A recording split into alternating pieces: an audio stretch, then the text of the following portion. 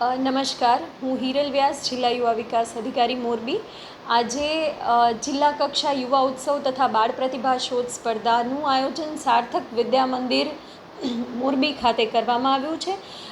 જેમાં યુવા ઉત્સવમાં તાલુકા કક્ષાએથી જુદી જુદી 33 સ્પર્ધાઓમાં પ્રથમ ક્રમાંક મેળવેલા સ્પર્ધકો આજે જિલ્લા કક્ષામાં ભાગ લેશે.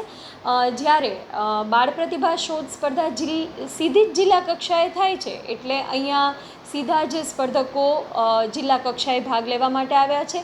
બંને થઈને કુલ લગભગ 800 જેવા બાળકોએ આજે ભાગ લીધો છે. અને હાજર સંખ્યાની હું વાત કરું તો 99% આજે હાજરી છે બાળકોની, અને ખૂબ સારી રીતે સ્પર્ધાઓ ચાલી રહી છે.